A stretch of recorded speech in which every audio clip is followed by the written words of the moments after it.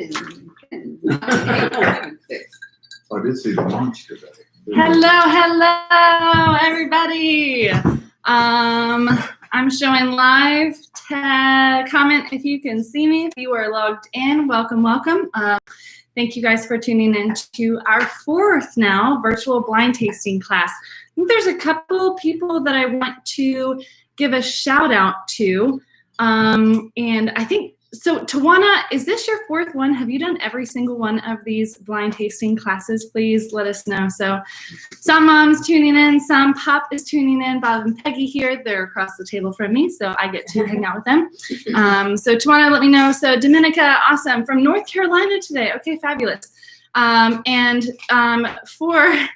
the Maleckis, hello, Governor. I don't understand the inside joke, but I'm in on it now. So, Christopher Nelson, awesome. Guy, welcome. Some people, their first time virtual wine classes. And so, Tawana, I just wanted to thank you for tuning in to all four of the virtual blind tasting classes.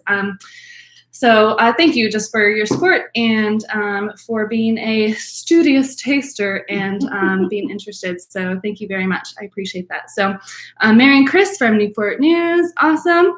All right, so yay, I'm glad you're having fun. Want to make sure everybody's their tasting sheet packets out.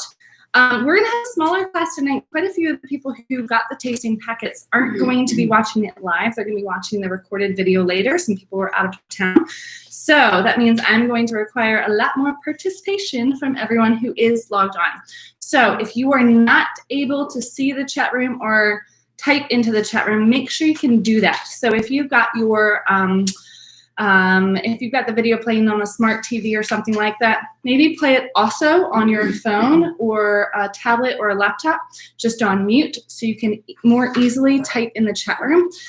These blind tasting classes definitely require a lot of participation. I can't read faces or see people's questioning looks or aha moments. I can't see any of that. So I do need your comments in the chat room. So please make sure you can log in.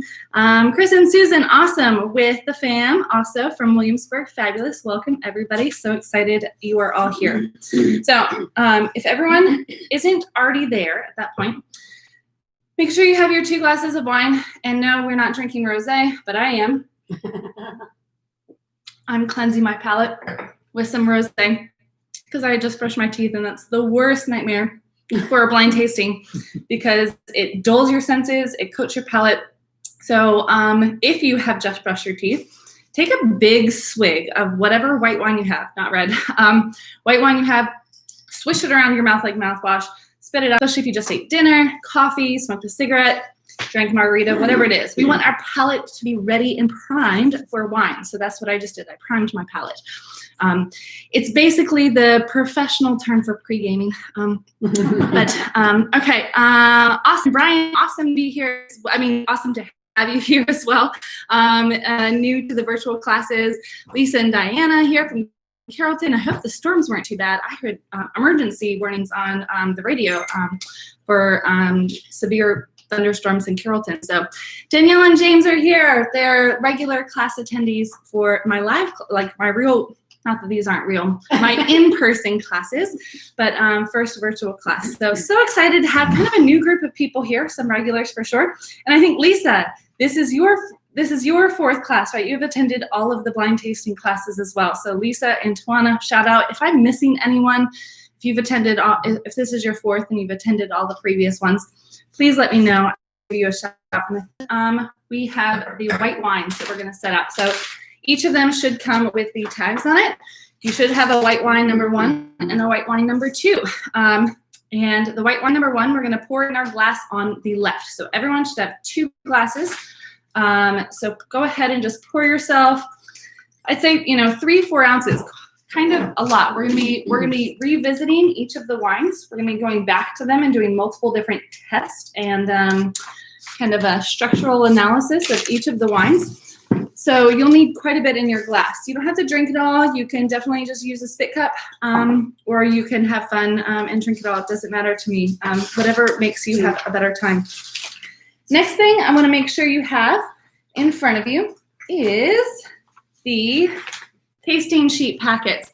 So these go in order that your wines are. So white wine number 1 on the left, white wine number 2 on the right. Go ahead and pull those up, and to the side, there's going to be 2 main sheets we're going to use. We're going to go over the Wine Tasting 101, the basics of tasting.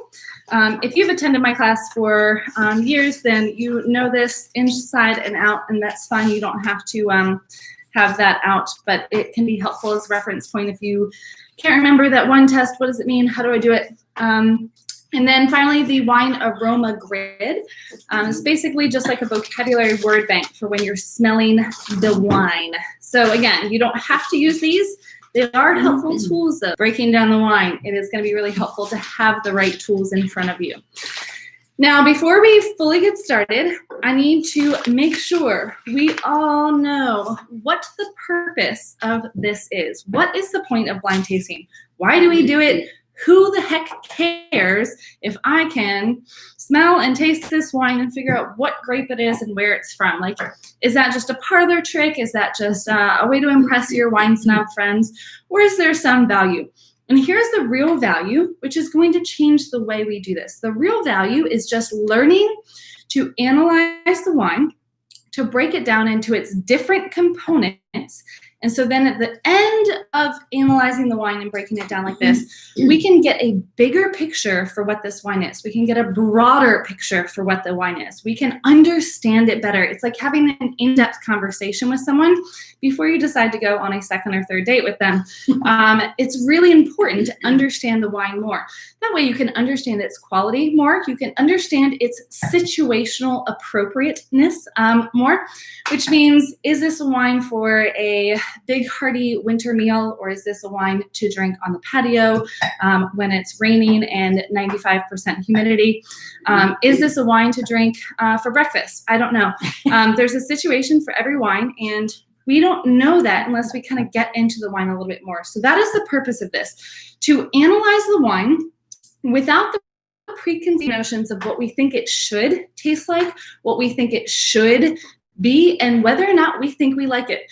How many times have you heard someone say, oh, I only drink Cabernet, or I only drink red wine, or I only drink sparkling wine? And a lot of times we have these ideas in our head of what we like and what we don't like, and we never give wine a chance. Well, blind tasting gives wine a chance. So we get to really break down the wine without having this preconceived notion of whether or not we are already going to like it. Or say we're drinking a sparkling wine, because we don't have that in front of us. I know what it tastes like, so it's going to taste like this. And then your brain fills in the gaps. So just like when you read, they do these tests, they put all these words out, and there's letters missing throughout the word. So if you read slowly and just word by word, your brain doesn't know what word that is. But you put it all together, your brain fills in the gaps, and you can truly, and you read like there's no letters missing. Your brain doesn't see missing letters because it fills in the gaps. Well, we don't want to fill in the gaps right now. We want to break it down word by word, and so we ourselves put in the missing pieces instead of just our brain make up what we think it should. So I hope that makes sense about why blind tasting is important. And so all of that is to say, the important part of blind tasting is not guessing the right grape. We're going to do that. We're going to have fun doing that. But that is not the point, and that is not the purpose. So if you don't get the right grape, and because you did the right thing with blind tasting in that you are breaking down the wine to its components, analyzing it without a preconceived notion, and having an in-depth conversation with it. So don't be discouraged. Don't be scared. We're going to have fun with this. So everybody have your 2 wines in front of you. These are massive glasses, but believe it or not, that's like 3 or 4 ounces. So awesome. Chris, Kelsey, Tom, and Jeanette from Virginia Beach. Hello, hello, hello. Brian Bell, does chewing on bark help to cleanse your palate?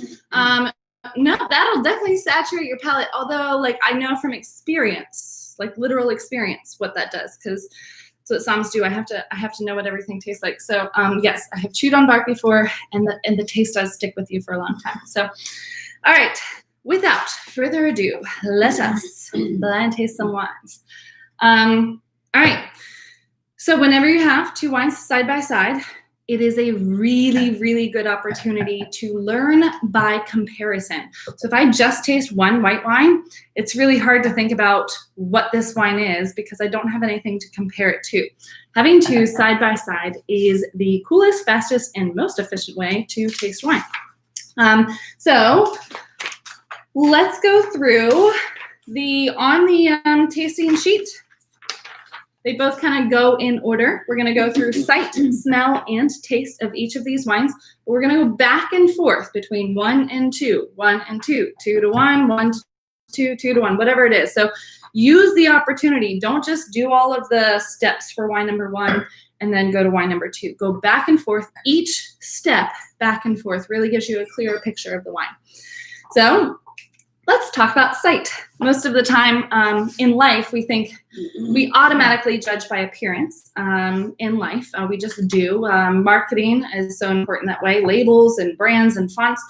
But with wine, we often go to smelling the wine or tasting the wine before we ever even look at the color of the wine, and that can actually tell us quite a bit, especially when it comes to red wines. So let's go ahead and hold both of these wines up to the light, wherever the light source is, whether it's a window or a lamp or whatever. We're going to hold them both up to the light with the light source behind it. Give them some good swirls. And what you're looking for is to see the clarity of the light as it passes through the wine.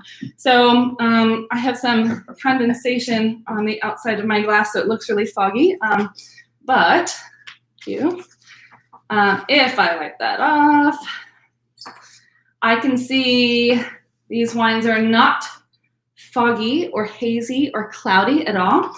The light is reflecting pretty brilliantly through the wine. So I'd say both of these wines are clear. In terms of that first line clarity, both of these wines are clear.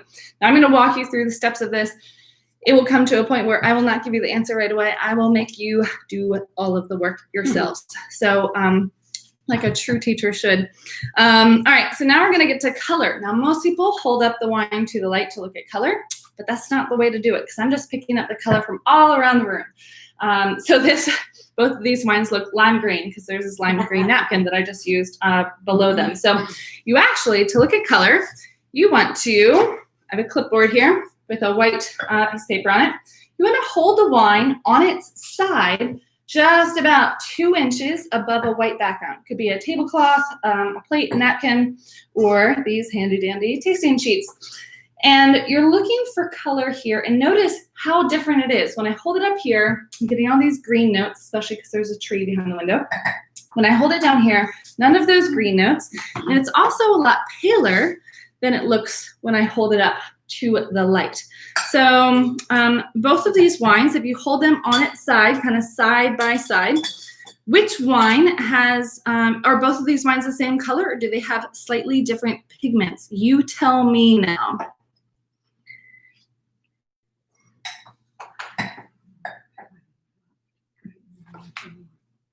And this is also when I find out whether or not during the introduction I mixed up my glasses because that happens almost every class. But I didn't. We're good. Yeah. Okay. So we should see. So Tawana, wine number 1, get more yellowish notes. Wine number 2 seems paler with hints of green around the edge. Yes, interesting. So I got this green holding it up, and it was actually confirmed there are green and silver flecks in wine number 2. For sure. Wonderful. More one. Excellent, excellent, excellent. So, and again, if you don't have, like, I have 2 fluorescent lights on me plus this huge bay window, so I've got tons of lighting. They're very close. We're splitting hairs on the colors here, but wine number 1 is definitely more of that yellowish hue. All right, 5. The Fab 5 says number 2 is lighter. Okay, great. And we got a little bit more golden color, goldenrod specifically. I like the intensity, Henry, on number 1, yes. Now both of these would actually be technically considered pale straw. The first one might be borderline yellow. It looks gold in comparison to wine number 1, but when you see a golden white wine, you know it's a golden white wine. So it's a very distinct, really intense color. So way to go on all of those. You nailed it. Let's talk about concentration. Is really more through both of these wines very easily. there is just a slightly more concentration of pigment on wine number 1. So again, concentration, that'll be more important when it comes to red wine. The legs are the teardrops that form after we swirl the wine. So especially in like crystal glassware, like this is, crystal glassware is porous. So the wine coats the inside of the glass and slowly forms these legs or teardrops or drips of wine that form and fall down. It's just the excess wine coming down in these drips. So give both your wines really good swirls. This is always when I spill wine, which I wear a white shirt. So we can go ahead and let's make it interesting. We can place some bets on how soon Kira will spill wine on her white shirt. So interesting, I am getting something on wine number 1 that I didn't get in wine number 2, and that is what we call a sheeting effect. I'm going to type that in so there's no confusion of what I just said. Sheeting effect. So that is where the wine at the top of the rim kind of breaks apart like Windex does. So the rim doesn't all come down at the same level. It breaks apart like Windex does, and kind of almost like alcohol has that effect. If anyone else gets this in your glass, let me know. It could just be my glass, first glass that I had. Okay, we got some? Okay, great. So so that would indicate actually, so all of this, what it tells us, the legs, tells us alcohol percentage. So if any of my regulars want to describe what that is. So if a wine has, like on the left, has the sheeting effect, the legs are thin and they're very fast to form and fast to fall, versus on the left, they're slower to form. What does that tell us about the wine, the alcohol percentage? Anyone want to tell me? Sheeting to the wind, I like that, yes. All right, so everyone else is seeing the sheeting too. Okay, it's not just my wine. No, Tawana, nothing's wrong with your glass. Absolutely not. But does anyone remember what the legs tell us about alcohol percentage?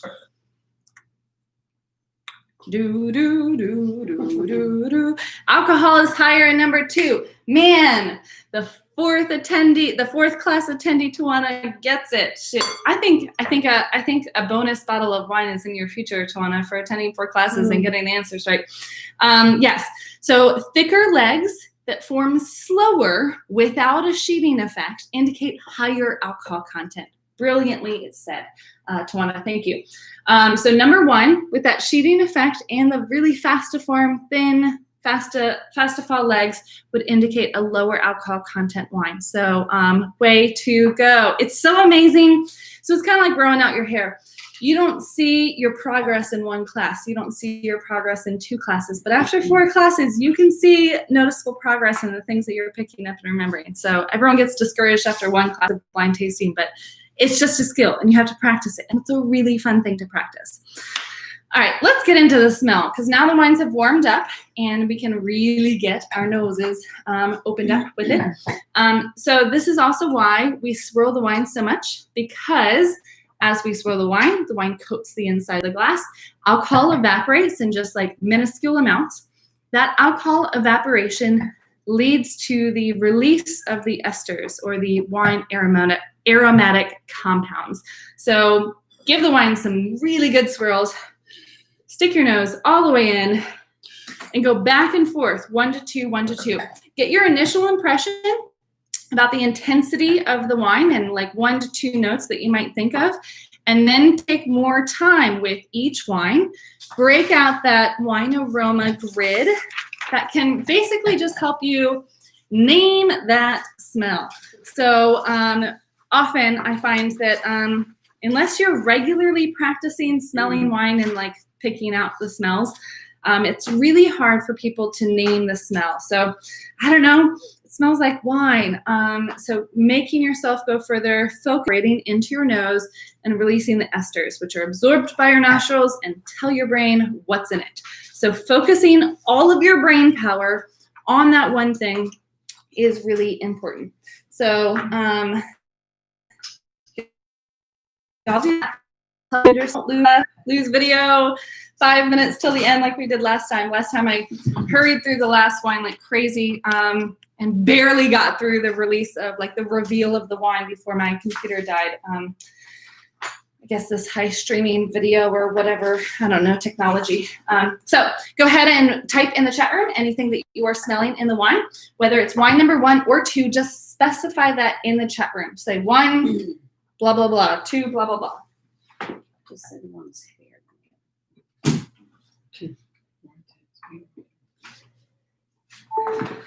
All right, so let's see what we got here. Please explain the second set of legs. Great. I like that my dad puts that in the chat room and he's right across the table for me. It's perfect. So the second set of legs, we have very, very, like relatively quickly. They're not crazy slow, but they're definitely more defined than the first round, than the first wine. And there's a second round of legs, which would indicate even higher alcohol content. That second round of legs is creeping down the glass. I'm talking like turtles crossing Interstate 64. I've had to swerve so many times, almost got into an accident today trying to avoid a turtle. That's how slow these are coming down. So that would indicate higher alcohol content and possibly, not saying whether or not it is, but possibly some residual sugar. So sugar will slow down those legs too. Most of the wines I feature are dry, so we will see when it comes to the tasting whether or not this has some sugar. It could just be high alcohol content, so I'm not going to get ahead of the game on that one. So I'll see lots of progress after the 4th bottle. You're right. You know, it's funny. It's funny though, like inebriation, while it makes us think that we're better tasters, generally leads to what we call palate fatigue, where it just, everything kind of runs together and it becomes more difficult to nail down anything specific. I go to these tasting events where sometimes I taste 200 plus wines in one day. Talk about palate fatigue. I mean, you have to spit everything, cleanse your palate with water all of the time, and still the end, like middle of the day, you're like, how in the world, do I get anything different between all of these white wines? So it's a practiced skill for sure. So wine number 2, we got some baked apple. Wine number 2, we got some floral notes. Wonderful. Number 1, we got some grapefruit. So a little bit more citrus on number 1, more baked fruits on number 2, and some chamomile. So also some floral notes on both of these wines, just different. Interesting. We will get to why that is. So excited about these wines. This might be, I say this every time, but this might be my favorite round of wines. Okay, so number 1, white peaches and fresh flowers. Number 2, lemon pledge. Interesting. So that really intense, like aromatic. Wine number 2 is holy moly intense on the nose, right? It's pretty powerful, pretty all-consuming. Okay, let me make sure I get all of these. Kinsey says, wine number 1 smells like a Chardonnay. Wine number 2 smells like rosewater. Interesting. All right. So if you think like your brain is getting to the grape too soon, I'm going to challenge everyone to slow your roll, pull it back, because that confirmation bias, again, what I just talked about blind tasting, our brain will fill in the blanks. So if we immediately smell something and we think Chardonnay, we think Pinot Noir, we think whatever it is, our brain will just look for the things to confirm what we already believe to be true. That is just how our brains work in life in general. So anytime that you start going to the conclusion, the great part, too fast, turn that part of your brain off and let your brain just take it step by step. Number 2 smells like potpourri. Yes, yes. Number 1, pineapple with a little petrol. Okay, interesting. Let me I actually need to get into these. They change too. Yeah, they're changing drastically from just like when I opened them up right before the class started to now. There is this like petrol-y kind of note on that. That's interesting. And man, the potpourri on number 2, it's crazy. So number 1 has more apple. 2 has some fresh hay. Cool. There is this like wild farmy kind of thing going on in number 2, not in like this funky rotting way, like sometimes happens with wine. But yeah. All right. So number 2, some floral, elderflower specifically, and honeysuckle. Awesome. An herbal scent on the nose. So we've got all of the growing things, not necessarily fruit, that is first and foremost on the nose on wine number 2, and it's pretty intense. Number 1, more citrus, so that confirms what we talked about before. I think we talked about lemon or grapefruit on number 1. Green with some floral notes, but not sweet floral. Yes, so there is a distinction between the floral notes on wine number 1 and wine number 2. Drastically different. There is, in all wine, there's like most of these components. There's floral notes in most wine. There's fruit notes in most wine. There's spice notes or herb notes or spice notes. Like all of these different components exist in most wines. It's just what are they specifically and what condition are they in? So that so we talked about the intense. Wine number 2. Wine number 1, what are we saying about the intensity difference? Because we skipped over that, so I want to make sure we get that. So we talked a lot about the fruit and non-fruit notes. So talk to me about intensity. We've already discussed like wine number 2 is like screaming through a bullhorn. Talk to me about wine number 1. What level on the scale? Obviously less intense than wine number 2, but what level? Not intense at all. Hard to search for. It's a little shyer, right? Kind of like begs you to get into. You have to do the work. Wine number 2 is doing all the work for you. Wine number 1, you're doing all the work.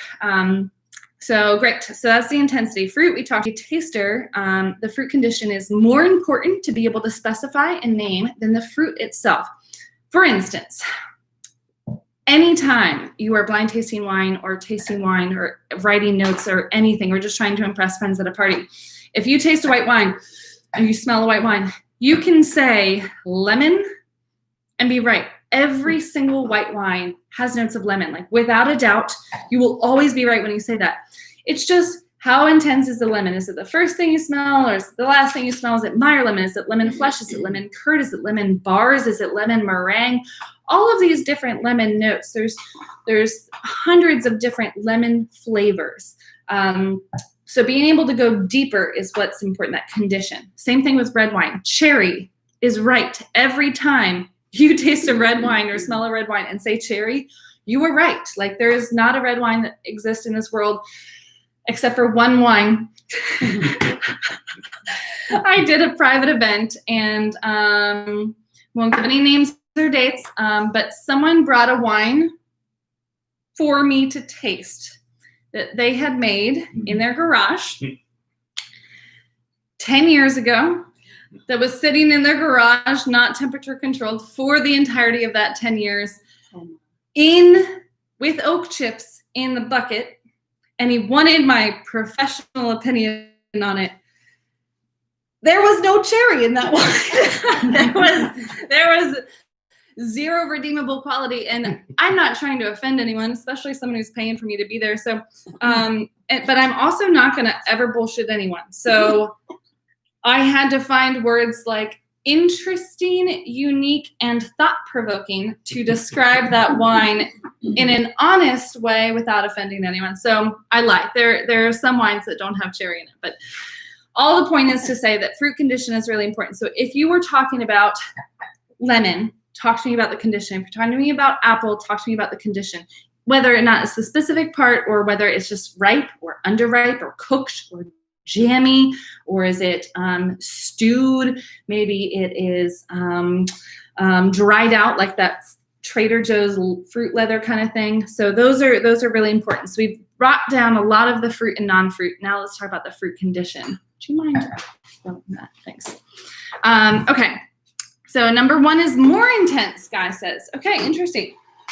So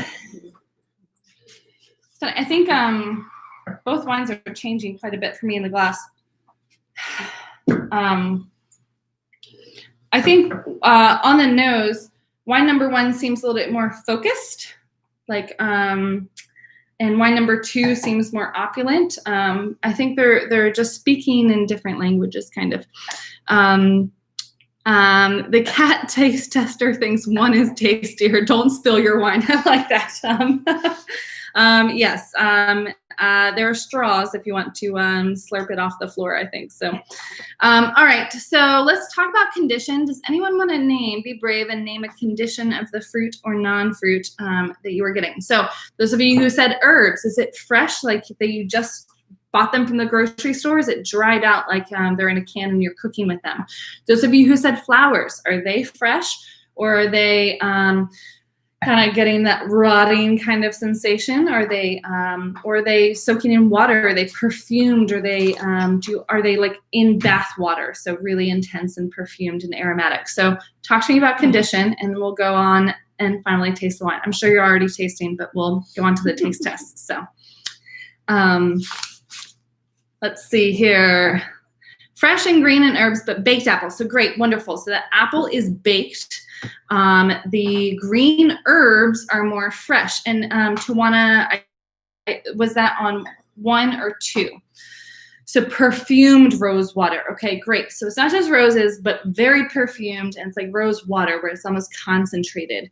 Number 1 has some more baked fruit, and number 2, fresh flowers. So super, super fresh and vibrant. There's this baked quality. So I find the opposite condition of the floral notes. Like I get these that like rose water, that super concentrated floral note on wine number 2, but wine number 1 seems more like fresh and vibrant and more delicate floral notes. Definitely not all up in there. Number 1 has some fresh pineapple. Okay, cool. Yeah, it's almost got Natural. It has like that Dole's pineapple out of a can, a slightly metallic. And that pineapple note put together makes me think that anyways, I don't know if that's exactly what you were smelling or not, but that's where I'm going. So, so yes, Chris, we'll get to when we get to the tasting, we'll do the head nod taste and we'll do the swish and swirl. But I think we're ready. I think we're ready. Do not snort the wine. Let's talk about snorting wine. That was while y'all. My first day at my first wine job at Total Wine. I was just turned 21. I was a cashier and could walk to Total Wine, so I got a job there.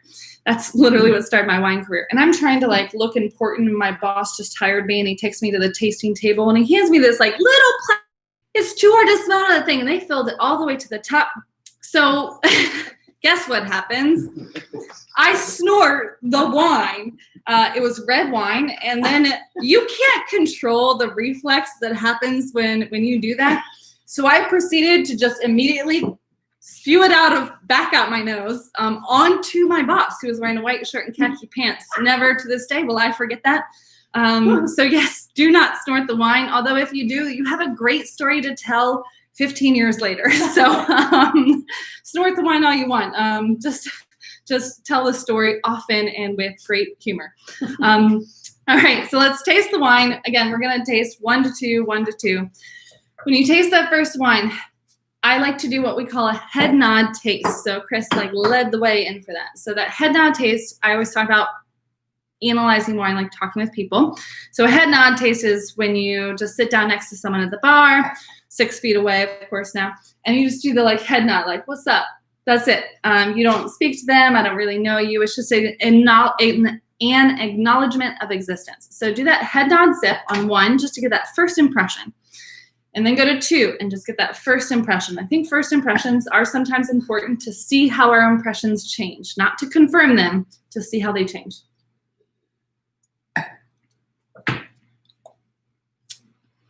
First impression, okay. I talk to you later, but I'm not you don't look like the most interesting person in the room. That's wine number 1 for me.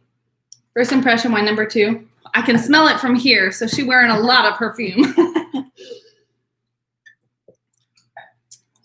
First impression, I gave her a head nod, and she was like, hey, what's up, what's up? All right, so that's my first impression. Okay.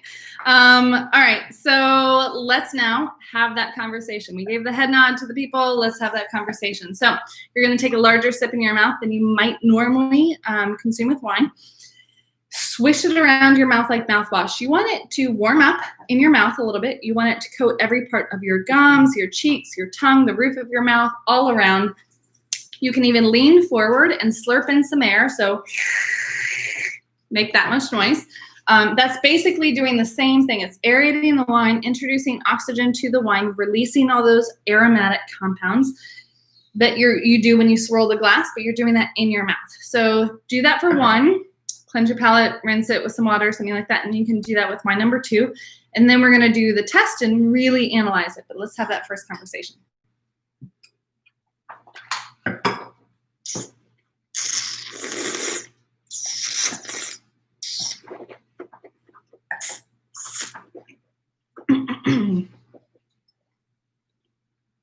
Whew. Okay. Wow. That wine got a whole lot more interesting for me from that head nod taste to that swish and swirl taste. Has anyone ever seen Legally Blonde, where they do the bend and snap?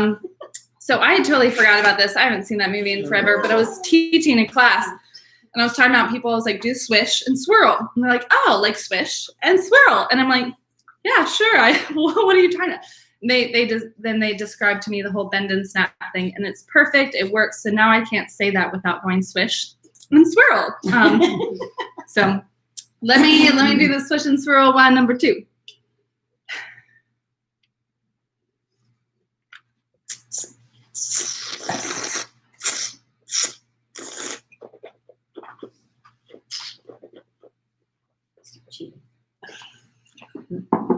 Ooh. Oh, man, that was an intense wine. Oh, okay. All right, my mouth has to rehydrate and stop my mouth watering before I can talk again. All right, so we've got those first impressions out of the way. Now we're going to break down the components, and here is why, again, this is important. I realize sometimes I go through all the steps and we don't talk about why is it important to know what acid is, what sweetness is, what alcohol, how all of those things come together. So here's why. Generally speaking, we taste wine and we just toss it back and our immediate thoughts are just, do we like it or the only thing we really decide. When we drink wine, we're obviously probably choosing the wine that we like to drink, so the thoughts aren't even on that. The thoughts are just the enjoyment that we're getting out of that emotional experience.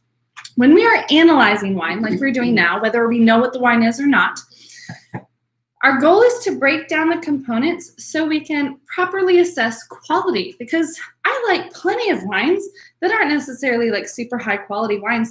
And I've had really expensive wines that I thought weren't great quality. So to objectively analyze quality and pull together the whole compound of the wine, whether or not I like it, I'm never going to ask you until the very, very end if you like the wine or not. That's not important in terms of analyzing wine.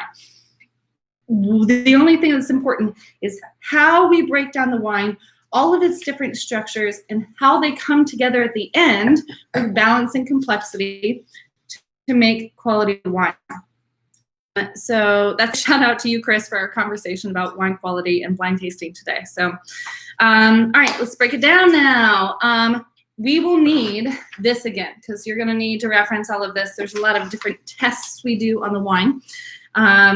So number 1, let's talk about acid. So acid is the mouth watering effect in the back of our mouth that we feel like if you just bit into a fresh lemon. So it's going to make your mouth water. It's going to make your mouth pucker up. Sometimes your whole face puckers up if it's super high acid.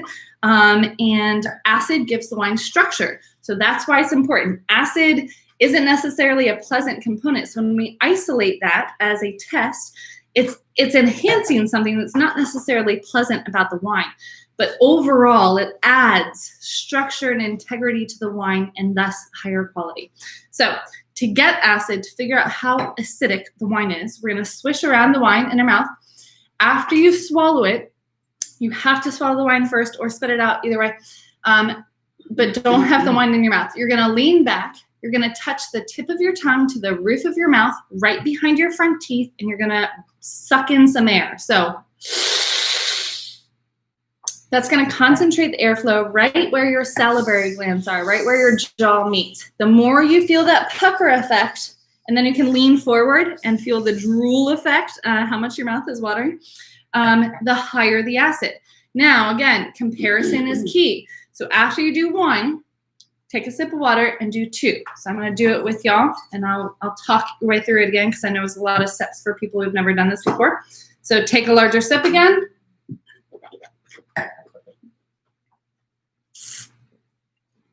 It is easier to swallow when you do this test. Lean back, touch the tip of your tongue, roof of your mouth right behind your front teeth. Breathe in.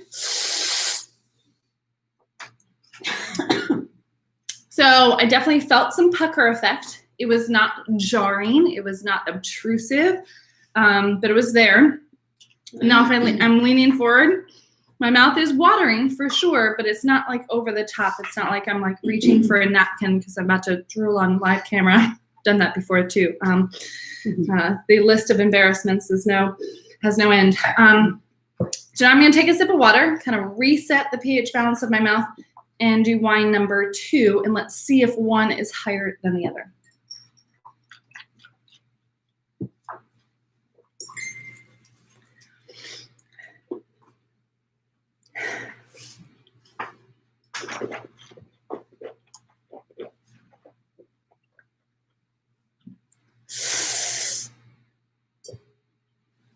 Ooh. I don't feel it. Anyone else feel like specifically a pucker effect or a mouth-watering effect from wine number 2? More of 1. Definitely Neither, higher on 1. Neither are high. Both of these, obviously all wine has acid. Some has so much that it makes your eyes water when you drink it, and some is so low that you it's the opposite effect. But all wine does have acid, and so you tell me what you think. Did you get more of an acid impression of wine number 1 or 2? And then I'm going to answer some questions here. So Tawana, I'm surprised by the acidity of 1 based on my first taste. Yes, interesting. Again, that's why we do a head nod taste. That's why we get that first impressions. And then it's not about confirming our bias, because that's not what blind tasting is. It's about changing our impression, allowing ourselves to have that open mind to change our mind about the wine. So number 1, I'd put between a 2 and a 3. So on a scale of 1 to 5, so Tawana's guessing between a 2 and a 3. So medium to what we call medium minus. Just a snobby way of saying level 2 to 3 out of 5. And number 2, a solid 4. So Tawana, you got higher acid on wine number 2. Interesting. Do that as a test again. Maybe reverse the order. Again, I just did this just now, and it's also hard to really analyze the wine on live camera while I'm trying to do this, but I got distinctively higher acid on wine number 1. But do the test again. You let me know. If you're still confirmed, always go with your gut. Don't ever let an expert tell you that you didn't feel what you actually felt or smelled what you actually smelled. So we're all going to chemically experience the wine differently, and stay true to yourself. But have an open mind. All right, Christopher says, oh, I lost all the comments. Where'd they go? Not interesting. Tell me more about that. You mean just it was just kind of overwhelming? What do you mean by burnout, Chris? I'll come back to that. Number 1, Steve Sompop says number 1 has higher acid. Lisa, number 1 has higher acid. Diana says higher acid on number 2. Interesting. So we have another person that says higher acid on 2. I'm going to go back and taste these again. Yeah, taste them in reverse. Let's see what we go. So Steve says, I know tannins are for red wine, but some tannins, get some tannins in wine number 1. Should I retire? You should retire so you can travel. Absolutely. But don't retire from tasting wine. Tannins come from the skin of the grape, and white wine, the grape juice is usually pressed off the skins immediately, but tannins also come, yes, that was brilliant. So we'll talk about why that is in a second. So Chris says, struggling to describe how number 1 taste seems to have flipped from fruit forward to something else. So yes, and we'll get to the taste component soon after we've like analyzed the structure, then we get a better idea of how they all come together to make a wine taste a certain way. So both seem low. You're right, Denise. Like neither one of these is high acid wines compared to the last wines that we've tasted in the last blind tasting classes. These are definitely lower. Brian, should we lick the sidewalk between tastings to clear the palate? I've definitely licked sidewalks before. I think people know this. Yes. Don't cleanse the palate again, just like chewing wood. That doesn't help. But maybe afterwards, just to figure out what the sidewalk tastes like. Sure. So Tawana, when you reverse the tasting, you've got a higher pucker effect on one. Okay, cool. Diana, do the same thing and tell me if you're like still confirmed that that wine number 2 has higher acid. Let me know. Okay. Yes, you're right. So Elena, great point. So yes, this is weird to analyze wine like this, right? To break down all the components. And again, we're highlighting things that aren't pleasant about wine. Like nobody wants to feel that effect. So why do we do this? Because it tells us something about the wine. And so doing this it might be awkward and weird to break down the wine like this, but it's really informative. And are you going to drink wine like this? No. But analyzing wine like this, yes. All right. All right, so Diana says also reversing the order changed her mind. I'm going to reverse the order too. I'm going to try 2.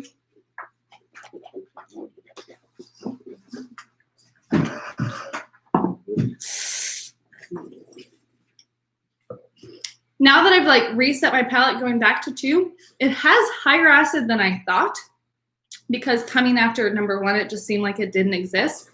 Now that was the first one I had, it does have higher acid than I thought.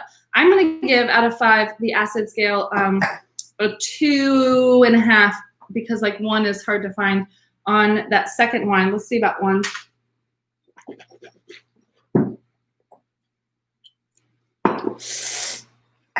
And I'm going to give 1 like a 3.5 just from the comparison of all white wines. Cool. Yeah, my mouth is definitely watering a lot on number 1 more. But acid was higher second time around for wine number 2. Let's talk about sweetness. How sweet is this stuff that we have in our glass? Now, sweetness doesn't refer to the fruit that we smell or the flowers that we smell or the rose water or pineapple or anything. All those things sound sweet, right? So the wine is sweet? No, not necessarily. Wine is only sweet if it has residual sugar left over from the fermentation process in the actual liquid. Dissolved into liquid, you're not going to see sugar crystals. So in order to do that, again, we're going to isolate the part of our mouth that experiences that the highest. So this part of our mouth experiences acid the highest.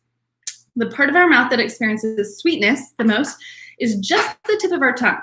So we're going to stick just the tip of our tongue into the wine. Don't bring the wine into your mouth. Just stick your tongue into the wine.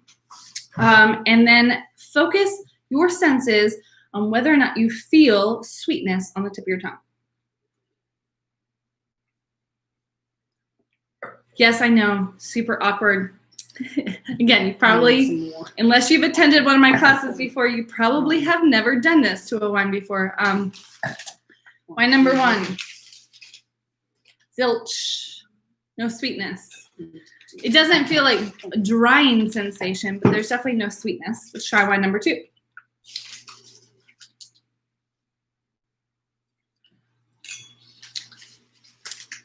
Great. Tawana, you just literally took the words out of my mouth. Yes, not necessarily sweet, but not dry on the tongue. Wine number 2, what do y'all think? This wine was the fruitier one. This one was the more floral one. Is there residual sugar? This is where wines can be so tricky when with the sweetness test. So Tawana says number 2 is dry. Who agrees? Give a thumbs up. Disagrees, thumbs down. Medium, not sure. I don't know what sugar tastes like because I'm on the keto diet. Like, you tell me. Number 2 has more, I think, okay? Thoughts? Number 2 is sweeter than number 1. Okay, but not sweet necessarily. No.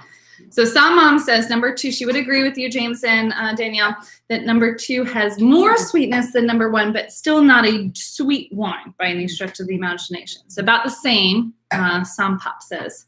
Some Dad or Some Pop? What are we calling it? Some Pop. I like Some Pop. It's cool. Yeah. Number 1, dry. Number 2, slightly more sweetness. A little bit more on 2. A kiss of sweetness, but not sweet. You nailed it. Way to go. Great vocabulary too, Elena and John. A kiss of sweetness. Yes, it's just that hint, that sprinkle. It's like this, where they do the sea salt on a cookie that just gives that like, ooh, that's something different. That's the amount of sweetness that's on my number 2. I would still call it a dry wine, but it does have that kiss. So I like it. So again, I'm going to challenge you. Don't make conclusions about whether or not a long time. And it's still hard for me not to jump to a conclusion about whether or not I like the wine, especially for those of y'all who know me. I don't love floral notes in my white wines. It's just not like what my palate gravitates toward. But the more floral notes in red wine, the better. So it's hard for me to taste wine that's so floral and not go to thinking, I don't like that wine. But again, we're just going to wait to make that conclusion until the very end. All right, so on the test, we've done acid, we've done sweetness. Now we're going to talk about alcohol. So which one is going to get us more drunk? Let's talk about that. Alcohol, how we do that test is after you swallow the wine, you just feel how far down you feel that alcohol burn. So if you sip a sip of scotch, you're going to feel that burn all the way down, right? Because it's much higher alcohol content. Miller Lite, you're not going to feel at all. So wine kind of goes from about 11% alcohol, so really low alcohol that we're going to feel that burn at the top of our esophagus, to about 15, maybe 16, thanks global warming, right to our clavicles. So about every half inch down, depends on how long your neck is, I guess, about every half inch down you go is about a percentage point higher in alcohol content. Tell me which wine has higher alcohol content. Which one do you feel the burn lower means higher alcohol content?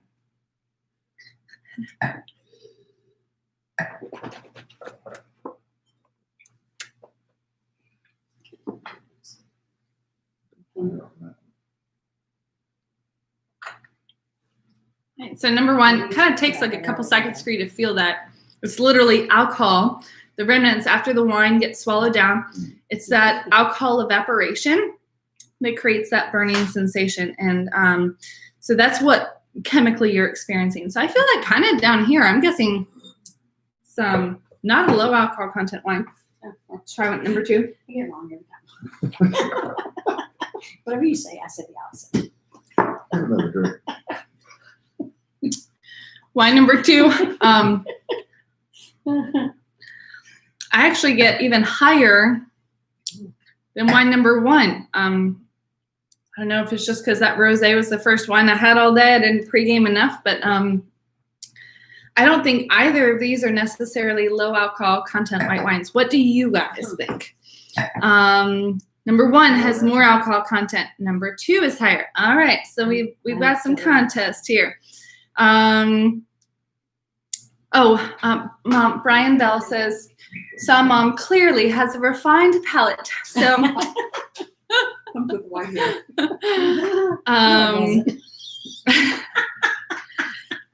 So number 1 seems lower, and number 2 seems higher, in my opinion. I just learned what IMO means. I'm the worst. Yes, I am a millennial. I'm the worst millennial ever. I was like, IMO, what is that? And I had to ask my friend what that meant, in my opinion. Oh, yes, just learned that, yes. All right, well, yeah, Jaeger shots between tastings will definitely alter your palate. All right, so Chris says, number 1 is about a 2.5 out of 5 alcohol percentage, and number 2 is a 3. So we're going on the lower side for number 1, higher side for number 2.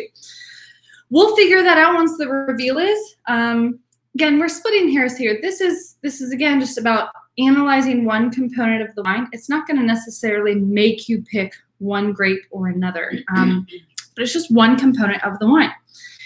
The last component that we really talk about before we get into just how all the components come together is body. And body is the weight of the wine on your tongue. So I know like milk is controversial these days, just like everything, but if you drink skim milk, the weight of that milk on your tongue is very, very light. versus if you drank vitamin D whole milk, you know, with all that fat content, it's definitely heavier on your tongue. It sits heavier on your tongue. This is different than sweetness. This is different than acid, different than alcohol, different than oak even. This is totally separate from anything else. It's just the weight of the wine on your tongue. So if you need to pour yourself some more, like I do so. Take one more sip of the wine. And you can pour yourself some more too also, because we're just going to talk about how all these components come together. And just focus on your actual tongue, every part of your tongue, the back of your tongue, middle of your tongue, sides of your tongue. You're just thinking about how heavy that wine is sitting. So try one, then two.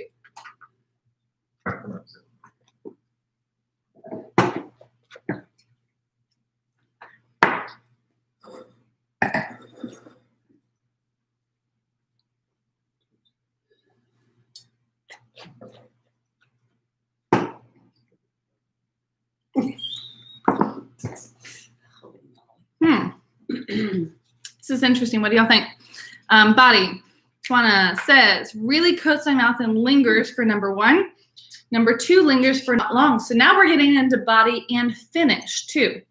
So body is just kind of how heavy it sits. Finish is how long that flavor lasts on your tongue. We don't have a section for that. There's so many other different components of wine. I don't put them all on here because otherwise. But great that you brought out what finish is on wine, how long that flavor lasts.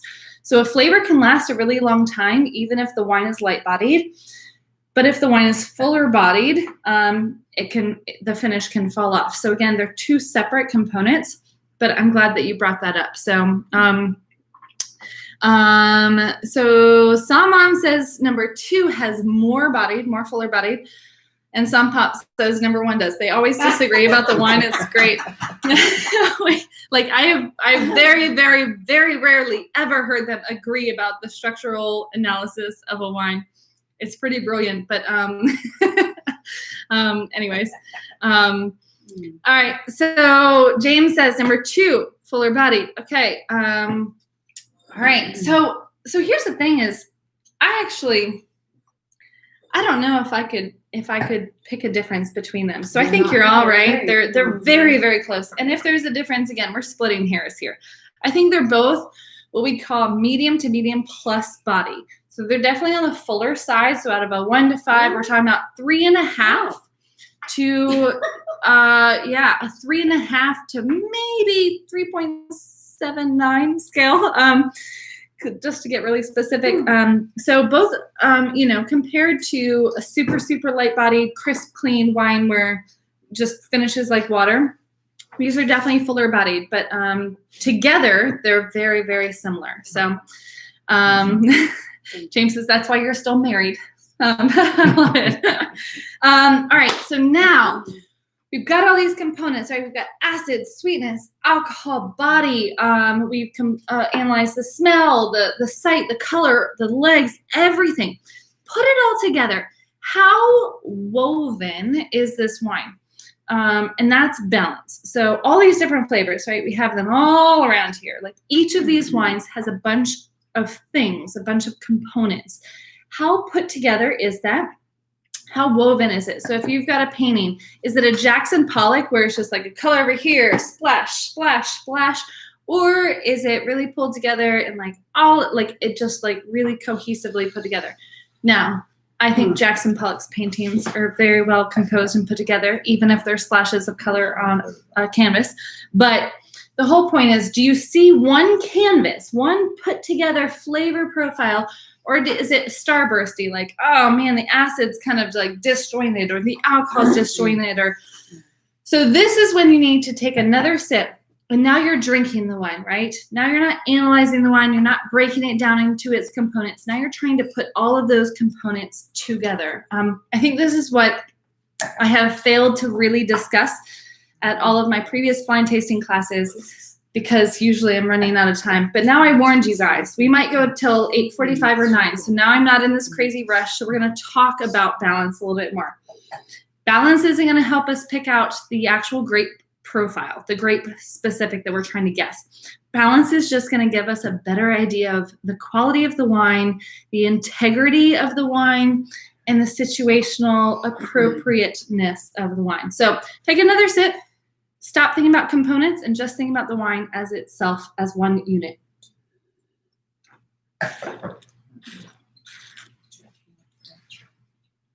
Mm.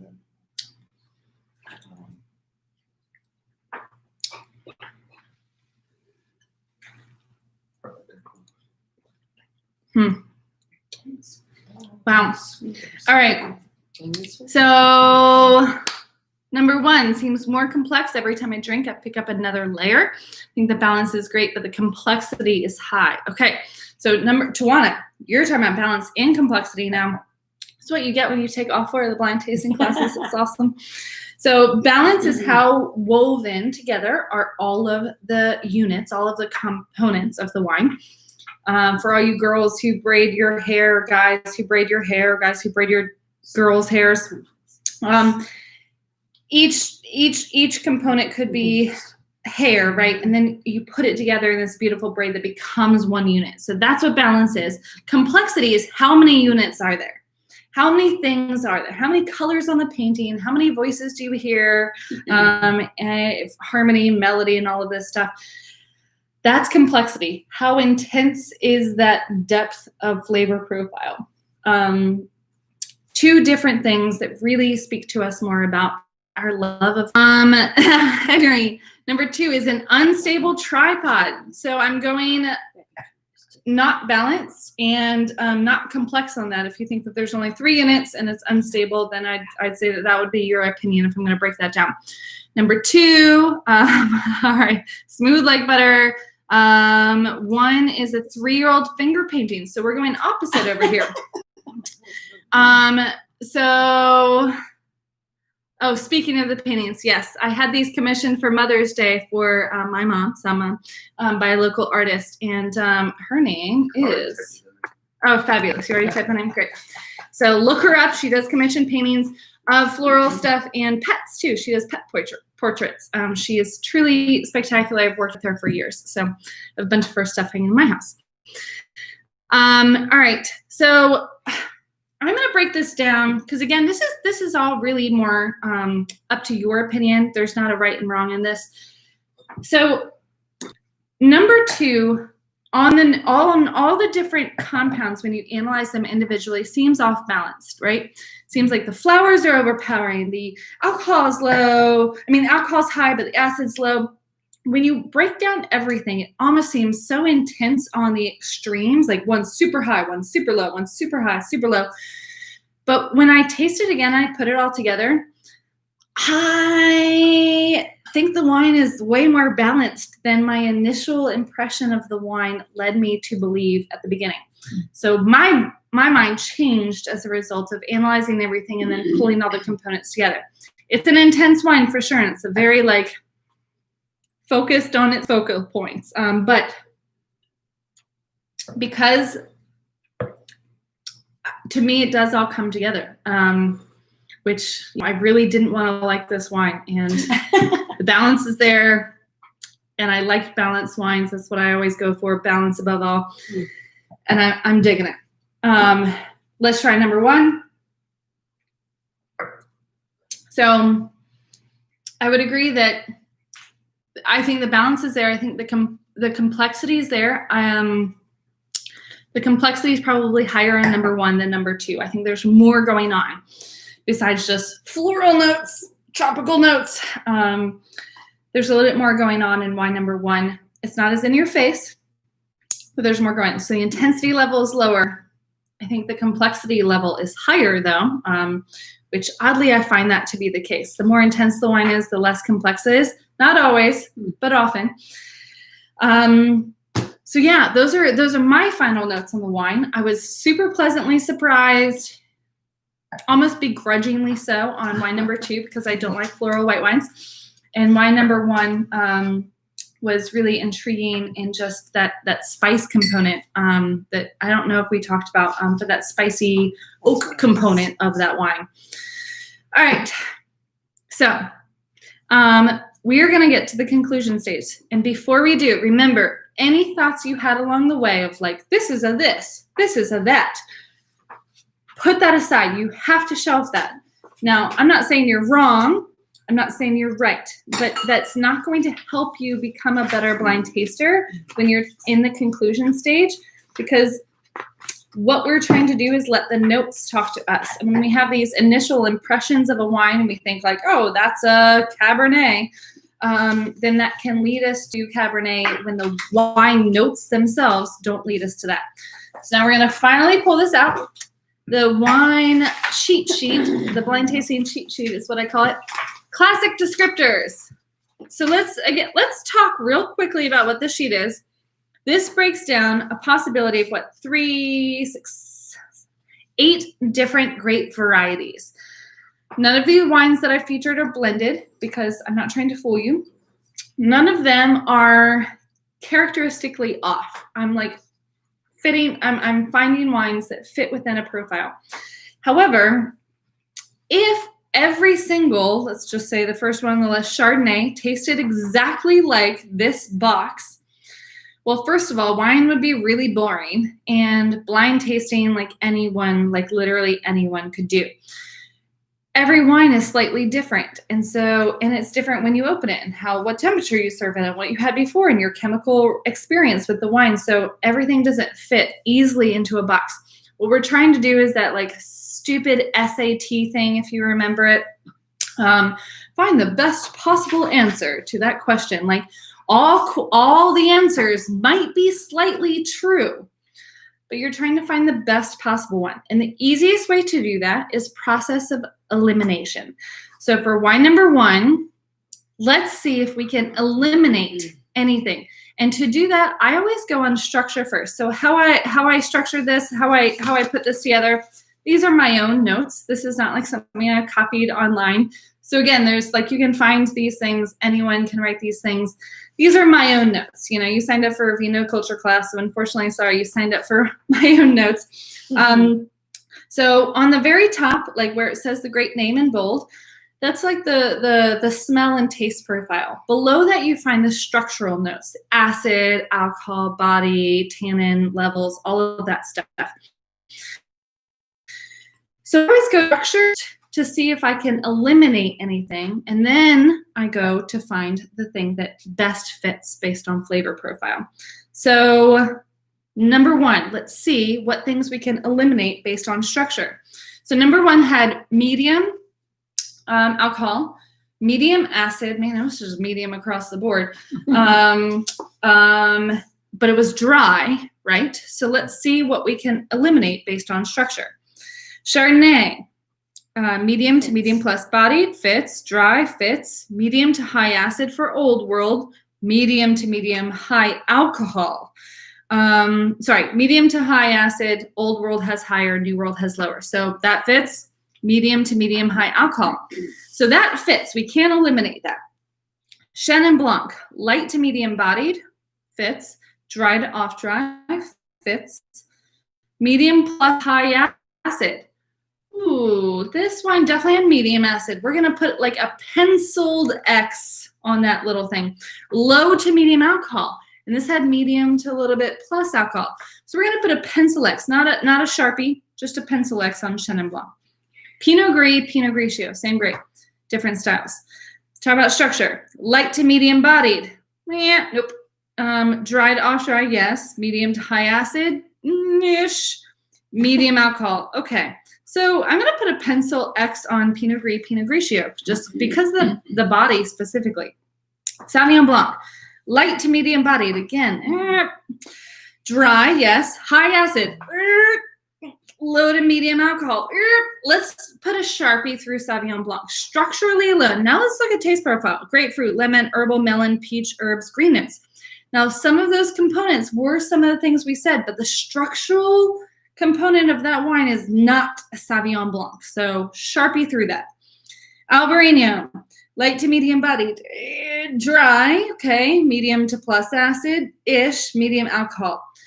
Possibly structurally only an Albarino.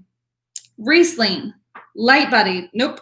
Full range of dry to sweet possible, okay. High acid, nope. Low alcohol, nope. Sharpie through Riesling. Viognier, dried off dry, okay. Medium to full bodied, okay. Low to medium acid, nope. Low to medium alcohol, nope. Sharpie through Viognier. Gewürztraminer, medium to medium plus bodied, okay. Dried off dry, okay. Low to medium acid, low to medium alcohol. Gewürztraminer is pretty medium, so we can leave that on structurally. So that leaves Chardonnay. Chenin Blanc is iffy. Peanut, what does that leave? Albarino is iffy. Gewürztraminer is iffy. So now you go through your tasting notes. Chardonnay, Albarino, Gewürztraminer. Oh, I think we said iffy, Pinot Gris, Pinot Grigio. You see which wine best fits those. So we eliminated things structurally. Now you fit which grape, best fits your notes on wine number 1.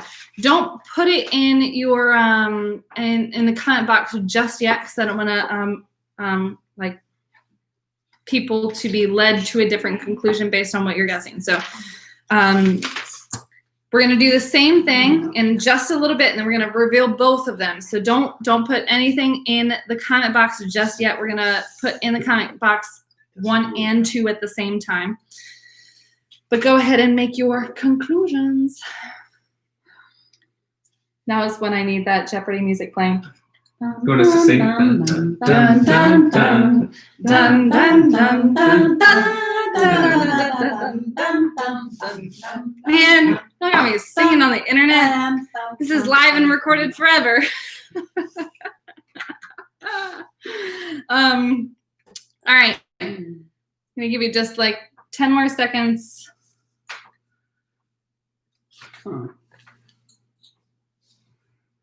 I've just started telling people this class is till 8:45 or 9, so that way I don't rush everyone through every stage and don't give everyone the time to think it through. At the end, it would be great to just have a swallow and decide, do you even like it? Oh, yeah. Question. Well, I never ask that question till the very end. Do you like it? Because to me, that's not important when it comes to blind tasting. It's important when it comes to, this is why I'm a terrible salesman, because, I hope people order these wines if you love it. I never ask them, do you like it? Do you like it? This is why I'm a nerd above a salesman. But yes, we'll talk about, do you like it? Surely. When you're analyzing, you don't even sometimes really aren't even aware of consciousness. Yeah, or do you exactly. I'm drunk. Exactly. That is the truth. So some mom says that when you're analyzing the wine, you're like, pleasure isn't on the spectrum. Like, we're not analyzing pleasure 1 to 5, intensity 1 to that's not even a thought, which is absolutely the truth. That once you become accustomed to blind tasting, you can compartmentalize wine analysis and wine enjoyment, and they're 2 totally different things. And I struggle with that. So I struggle with just enjoying wine sometimes because my brain only wants to analyze. It doesn't want to enjoy. And some people only want to enjoy the analyze. Fine, that's why there's gin and tonic for me. And you can drink wine during a movie and not have to press pause to go write wine notes. And it's wonderful. Excellently said, some mom. You've said, man, some mom's the best. All right, let's talk about wine number 2. Structurally, let's see what we can eliminate. So wine number 2 had lower acid, pretty low acid, right? Wine number 2 had a little bit higher of an alcohol content. It was slightly sweet, but not over the top. And it was medium bodied. Let's see what fits. So let's start at the top. Chardonnay, medium to plus bodied. Okay, dry. Medium to high acid, no. Medium to high alcohol, yes-ish. So I don't really think Chardonnay fits structurally. Chenin Blanc. Okay, medium plus 2 high acid. Ooh, that's a big ticker on the no. Everything else was good until then. Low to medium alcohol, also a ticker on the no. So I'm gonna say Chenin Blanc is not really an option there. Pinot Grigio, Pinot Gris. We're talking about wine number 2, by the way. Light to medium plus bodied. Okay, that's a whole range I put in there. It really is a whole range that wine has. Dry to off dry. Okay, medium to high acid VD. I'm sorry, that was the typo. I keep changing these, but I changed them after drinking wine. And so medium to high acid, again, we're not really there on this one. This is definitely on the lower acid scale. Medium alcohol. So I'm going to put a ticker on no on that one. Sauvignon Blanc, man, is there a wine that fits this? Sauvignon Blanc, light to medium bodied. Okay. Dry-ish. High acid, no. Low to medium alcohol, no. Definite Sharpie through Sauvignon Blanc. Albarino, light to medium bodied. Okay. Dry, medium to medium plus acid, oh, medium alcohol, okay. Again, that's kind of like the Chenin Blanc and Chardonnay. It's not really fitting structurally. Riesling, light bodied, nope. Full range, dry to sweet possible, okay. High acid, no. Low alcohol, no. Definite Sharpie through Riesling. Viognier, medium to full bodied, okay. Dry to off dry, okay. Low to medium acid, okay. Low to medium alcohol, interesting. Gewürztraminer. So that's like the first thing that we can like actually put a possibility, like a strong possibility by. Gewürztraminer. Medium to medium plus bodied, okay. Dry to off dry, okay. Low to medium acid, okay. Low to medium alcohol. So exact same structural compounds to Viognier. So both of those are strong possibilities for wine number 2. Look through your notes. Make your final conclusion. I'm going to give you guys another like 10 seconds. 15 seconds maybe, and we'll reveal both of them at the same time. So when you're ready, when I say go, you can go ahead and put in the comment box. Wine number 1, one grape. Wine number 2, another grape. Now, what I always say, show your work, and if you're in between 2, show which one. Like number 2 is definitely Viognier / Gewürztraminer. It is one of those. I promise you that nothing else fits structurally like it has to be. So now it's just up to you to figure out based on your tasting notes, what you smelled, what you tasted, which one it is. Number 1, we had a lot more options actually. So number 1, if you're in between, I think some of our options, we had a Chardonnay possibility, Chenin Blanc, Chardonnay, Pinot Grigio, Albarino. Those were the top 3, I think. So if you're in between one or the other, put a slash mark, show your work, and then and you can put a final conclusion.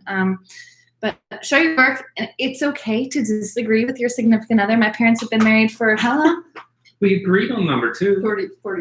42 years. 42 years my parents have been married, and they can't agree on the wine. But apparently they agreed on the grape on number 2, which I won't reveal just yet. I'll give you guys another 10 minutes. Oh, you typed it in already? Okay. All right, yeah, go ahead and type in your conclusions. Wine number 1, list the grape. Wine number 2, list the grape. And you can put a slash if you need to. Chard and Gewürz, Chenin and Gewürzt. Some parental units rule, yes. First sign of the apocalypse is when you guys agree on a wine. I like it. Okay. Tell me what else y'all got. Lisa says Pinot Grigio for number 1, number 2 Viognier. Diana says Chenin Blanc for 1 and Gewürz for number 2. Interesting. Okay. This is what's so fun about blind tasting. Again, it's not about guessing the right grape. That's fun when you can. But stay tuned next week. By the way, I'm going to put a YouTube video out. It won't be live. But my dad has picked out wines from a local wine shop that he's going to blind taste me on. So I never get to actually experience a blind tasting, and I'm always hosting it. So he heard me say that on the last blind tasting class and bought some wines for me to blind taste. Nice. Okay. Apparently the wine's been in the garage. Let's hope it's still good.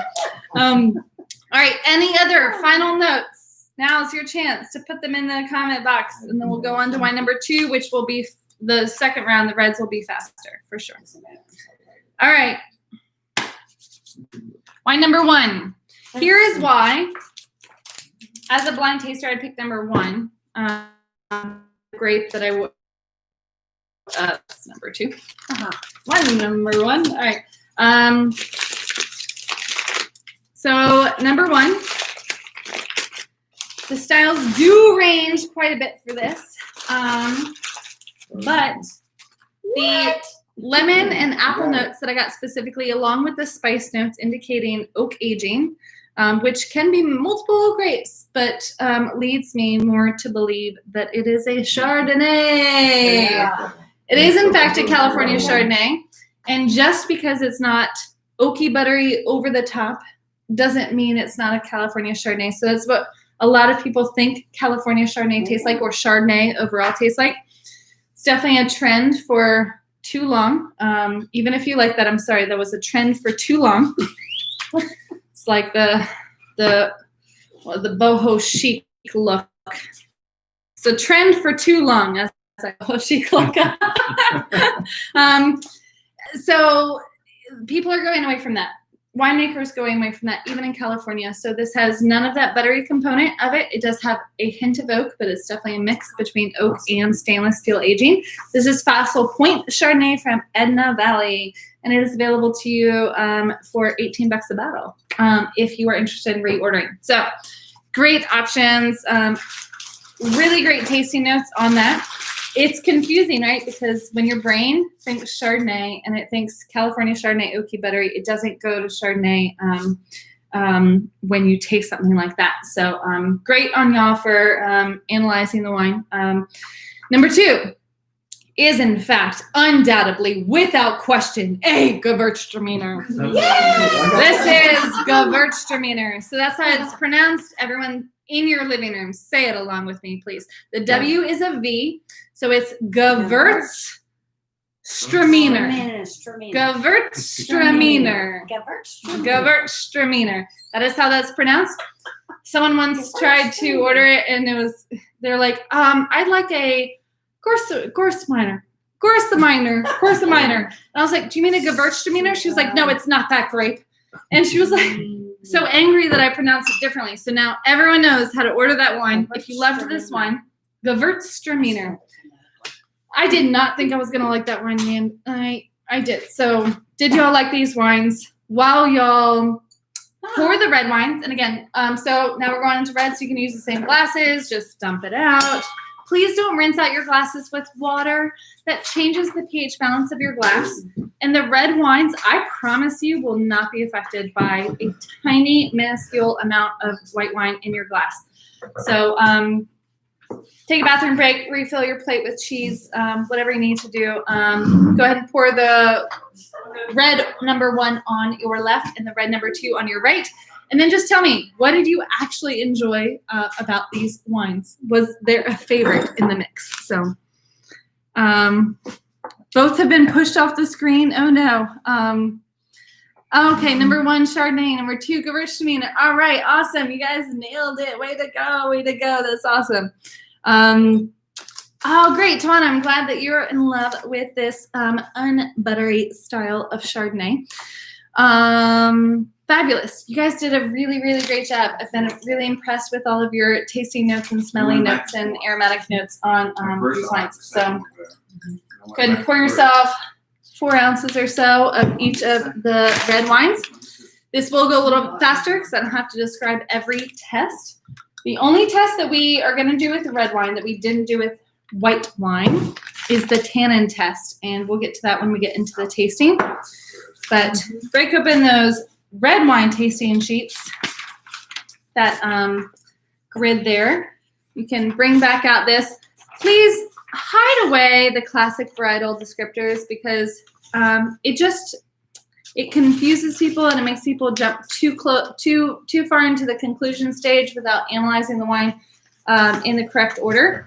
So do yourself a favor and hide that away and just have that wine aroma chart, the basics of tasting, and the tasting grid out for you. So, all right, awesome. James and Danielle, thank you all for tuning in, and we'll see you for white wines, for red wines during the recording.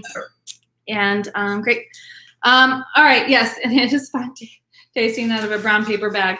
When I go out of my apartment complex and I'm delivering all these wines, people see all these like 4 packs of wine with all the brown paper bags. People always give me the craziest of looks, like, what are you selling? Like, why is it taped in a brown paper bag?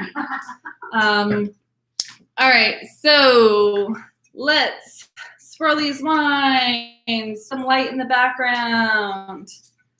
Clarity is what we're looking for. So is the wine cloudy or hazy at all? It's getting darker, so it's harder to see. I don't really get cloudiness or haziness in either of these. Let's talk about color. So color is really important in red wine, and it helps us a whole lot in determining the grape. It's kind of one of the easiest ways to deduce or eliminate some grape varieties is the color alone. Because the red grape, the color of the wine is very indicative of the grape variety itself. So some varieties are super brown colored, some are purple colored, some are red colored. So the color of the wine is not to be trifled with when you're blind tasting red wines. So wine on the left to wine on the right, is there a difference in cloudiness or in color or in concentration? Can you read through these first and foremost? Yes, it's really easy to spill wine all over your notes when you do the test where you're holding them on its side. I believe that it's not a true wine note page unless there's wine spilled on it, but that's just me. I have true. Number 2 is more ruby in color. Yeah, there's like some more bluish tints on number 2. So ruby would indicate that it's is the more brownish tinged colors like brick or tawny. So I know we think garnet like the stone, and we think more like ruby colored or deep ruby. Garnet in the wine world, confusingly enough, means like brown in color. So the wine on the left definitely has more like strictly red with maybe some like brownish flecks in it. The wine on the right, the second wine, has a little bit more of those pinkish, purplish hues to it. So quite different color. In terms of can you read through it? Whenever I say that, people are always like, hold it up like this. And no, any red wine, you can't read through any red wine like that. I'm talking like when you're holding it on its side and it's, just an inch above your paper and there's words behind it. Can you read through it? Now I've got fluorescent lighting here and I can read through both, but not super easily. But you tell me if there's a big difference in your lighting. And you can easily read through it or maybe not read through it at all. Just the top, you can see any words, okay. No words coming through on either. Okay, okay. Yes, it's definitely like these fluorescent lightings I have for videos definitely allows me to read through wine in dark places easier. So, all right, so that's concentration. Let's talk about legs and tearing. Now, legs are so much easier to see in red wine because the wine has pigment to it. Give the wine some good swirls and see if there's a difference. Remember, slow to form, slow to fall legs with more definitions. The more time it looks like those legs have been doing squats in the gym, the higher the alcohol content. Interesting. They're like the exact same. Yeah, I mean, you'd have to pay me to make a distinction between these. Oh, speaking of which, what was the alcohol percentage on the white wines? The Chardonnay was 13.5%. So yeah, that 14% is definitely higher for whites. The Gewürztraminer was 13.5%. But with that slight amount of residual sugar, that would explain the drastic difference in legs. Also, you can vary the alcohol percentage that you label on your wine labels by like a percentage to a percentage 0.5%. So 1.5%. So labels aren't exactly exact. All right. So legs, does anyone see a big difference between these? Is it just me or is it like very similar? I said on here that Trina poured the same thing in both my classes while I was out. Is it? Yeah, they look, they look no. Different color, but same legs? Yeah, Yeah, that's everything else is No. Oh, okay, great. Okay. Okay. So, all right, interesting. Let's get into smell because red wines, because they're room temperature, the alcohol is going to evaporate faster, meaning that the smell is going to be more intense on red wines than white wines no matter what. So there should be a lot going on. Whew. Man, Yeah. this is like, so I live in a high-rise building, and sometimes I get into the elevator, and someone has obviously been in there who's just worn the best cologne. And I think, I've got to meet this man. Like, it smells so good. Who is he? Like, and I start dreaming, like, he probably wears this. He drives this car. Like, this is his job. He loves wine. Of course, this is like my soulmate was just in this elevator because residual cologne effect. So smells can have powerful effects on your brain. But I know all my neighbors, and my soulmate doesn't live there. Not that I believe in a soulmate. All right, so intensity. Are either one of these red wines more intense than the other? Whew. Yeah. I have such a drastically different experience smelling both of these wines. So number 2, I get more intensity from the alcohol evaporation itself, like my sinuses are burning, kind of that alcohol evaporation pop. Number 1 just seems like it's more intense on my nose, but so much more like screaming to me. Yeah. I could smell wine number 1 for like the rest of my life. This is my soulmate.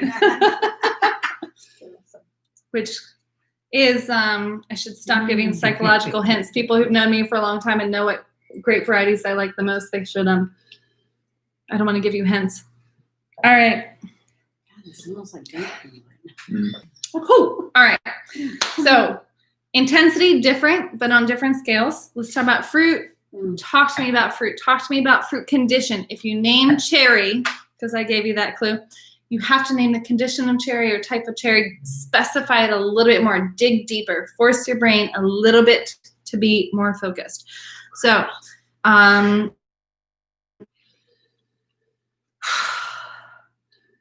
Holy Oak Chips Batman on number 1. Okay, yes. There is oak on both of these for sure. Number 1, jammy plums and blueberries. All right, cool. We got some blue fruit. Most people go like to the red fruit or the black fruit side. Blue fruit's harder to find in some grape varieties. So number 1, ripe black cherry, possibly like baked in a pie. All right, awesome. All right, so sometimes when I get a red wine like this, that's all I'm getting is alcohol. If you give some wine some like aggressive swirls, if you have a second glass, pour it back and forth between those, and then do like a puff of air into the glass. It kind of like pushes the alcohol out of the glass. So give it some good swirls, and so all that alcohol that evaporated and it's kind of like still hanging out in the glass kind of pushed out. And yeah, I'm getting a lot more fruit components now. Get a lot more like brambly fruits, so like all of the cherry notes and spice notes and smoke and tobacco, but like brambly fruits on this one. Okay, so some like funky natural grapes, like muscadine grape is what was said over here. So like a little bit more of that farm wild quality to it. So number 2 has more raisinated qualities. Okay. Number 1, Brian says that bourbon after smell.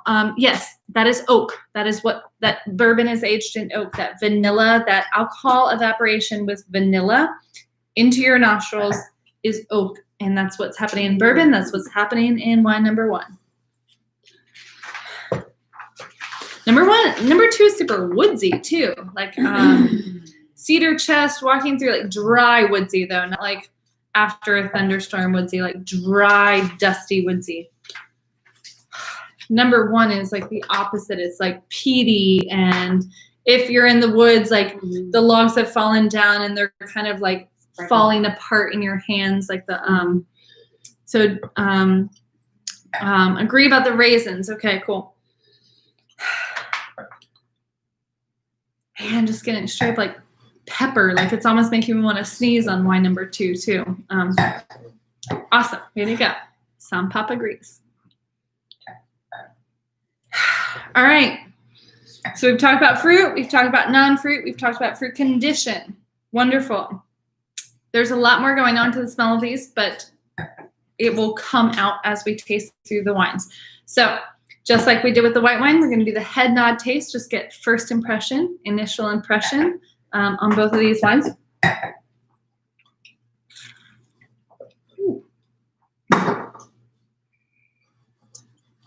Did you and I just make the same face? Literally, there should have been a video. Both my mom and I tasted the wine. She's right across from me.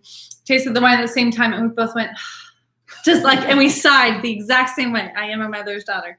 All right, let's try two.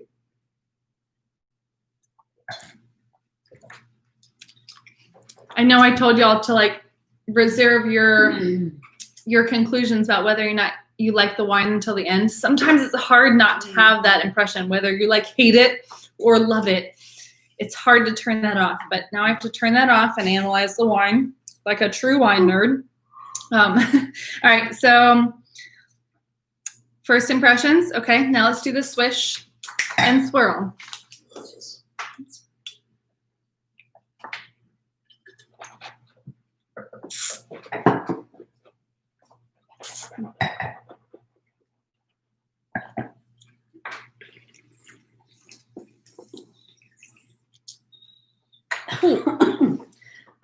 These are it's a little bit more intense when you do the swish and swirl and the slurp with red wine with that higher alcohol content.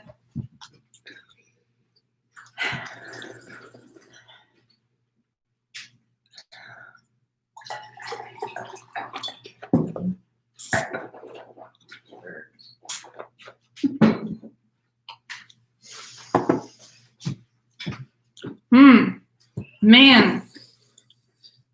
Okay. My brain is, because I know what these wines are, my brain is going a million miles a minute right now. Okay. So do the test. So acid test is the same as the white test, as white wine. So swish and swirl. After you swallow the wine, you're going to concentrate that airflow to the back of your mouth by leaning back, touching the tip of your tongue to the roof of your mouth right behind your front teeth and breathing in. Let's do that on both.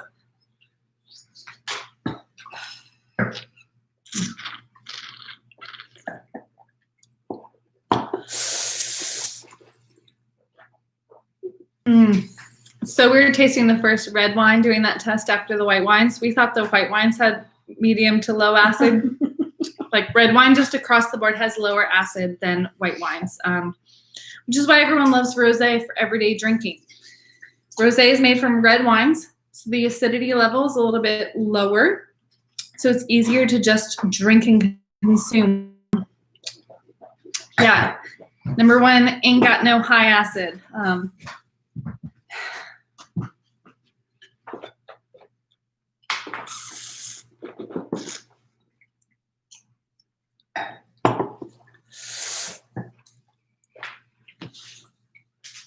Okay, interesting. Oh, Dominica, great comment there. Red fruit sitting in the sun with some raspberry leaf. So we got this like brambly thing. We got the green components of it too, but it's like baking in the sun. So you went super specific, conditional, and situational. I love it. That was super poetic. Thank you. All right. I gotta like reset my palate after this. We're gonna do the sweetness test. Now, sweetness test is the same thing. You're gonna stick the tongue into the tip of your tongue into the wine. I always say that backwards. I say stick the tongue into the tip of the wine. Doesn't make any sense.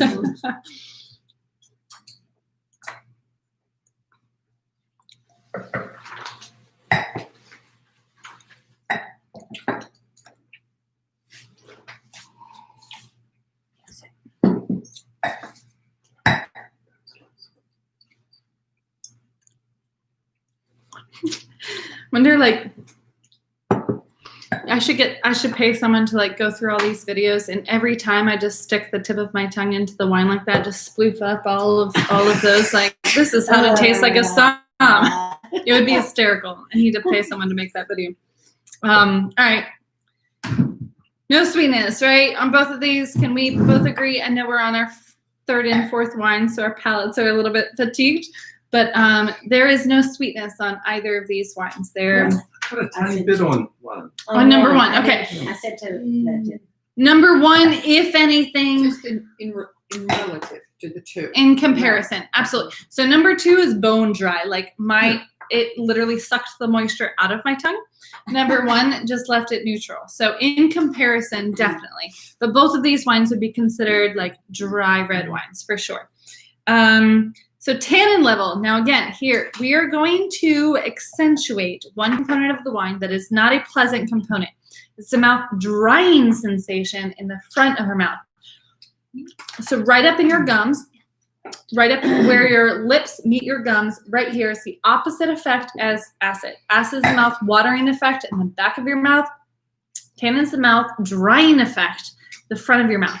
So to analyze that, you have to push the wine up into the front of your mouth and let it hang out there for a little bit. Release it out, back, whatever you want to do. And then you are going to need to wait and feel the intensity of that cotton ball effect of this wine. Both of these wines are gonna, like red wine has intense tannins no matter what compared to white wine. So it comes from the skin of the grape, the seed of the grape, which the juice spends a lot more time, sometimes up to 3 or 4 weeks on the skins and seeds of the grape. And also oak that the wine was aged in. Both of these wines were aged in oak. So both of these wines are gonna have some tannins. So let's see.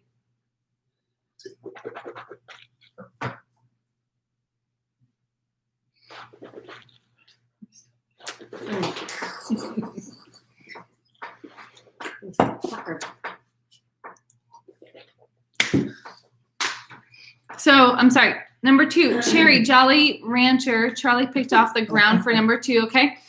And minerality. My autocorrect always says minerality to mineralogy. Every time. Do you know how many tasting notes I've reprinted because it autocorrected to mineralogy and I had to fix it? So I know what you're talking about. All right. Those tannins just hit me. Now it's hard to talk. The rest of us taste black tea and licorice finish. Now, all of those notes relate to number 2, Chris, or is that a combination? Please stop. So, in between the tannin test that you do for wine number 1 and wine number 2, you have to rehydrate your mouth. So you have to push water up in there so that you're not just tasting the same tannic dryness of wine number 2, one when you taste wine number 2.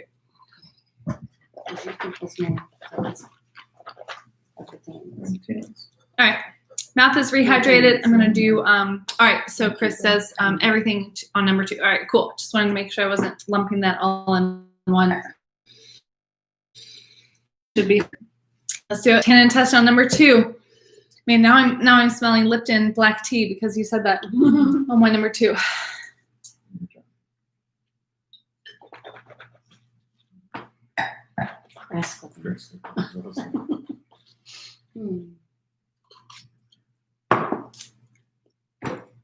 Oh. Pull your lips away. Need some more water? My lips are stuck to my gums like this permanently. Should be like Charlene and the Wine Factory.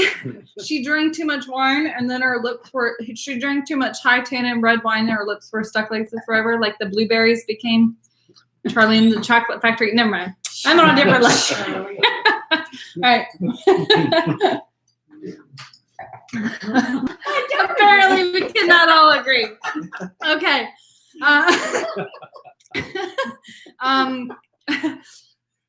Well, sorry, Peggy. So wine number, did you rehydrate? If you're, I did, but all right. Which is your left hand, Peggy? All right, we're having a little discussion over here. We will continue to have that, but let's go on. So we did acid level, sweetness level, tannin level, alcohol level. Now that's the next structural component.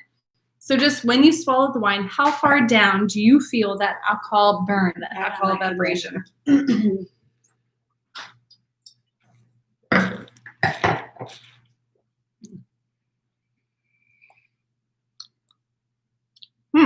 something's wrong with me. Interesting. Nothing's burning. So also it's like if inebriation and desensitization, whatever it is, will decrease your sensitivity to alcohol. So like by the sixth wine, if you haven't been spitting anything or anything like that, like nothing, you're not going to feel that alcohol sensation. That's totally fine. And also if you just drink scotch or bourbon or tequila on a regular basis, you're also not going to be as sensitive. So, and I've had people who don't drink at all. Their first wine, they didn't feel that. So everyone has a different chemical reaction to the wine. That's totally okay. You just have to learn your own base levels. What is low alcohol to you? Where do you feel that? What is high alcohol content to you? Where do you feel that? So,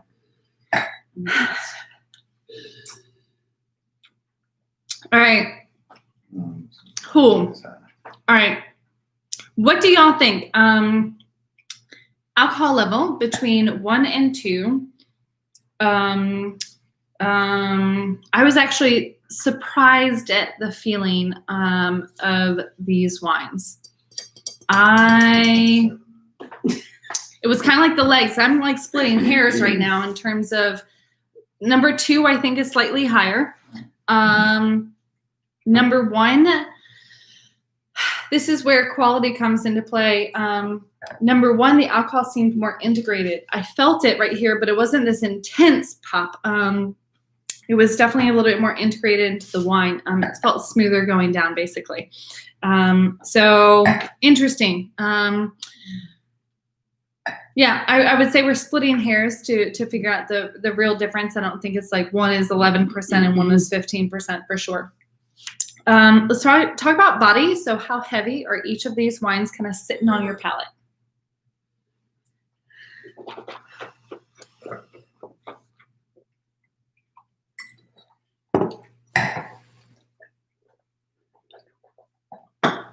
Go ahead and put in the comment section what you feel about body for both of these, and we'll get into balance, complexity. And that again is just going back to the wine, the overall composition of the wine. How do all of these structural components come together and to make one cohesive wine? And then we'll get to conclusion.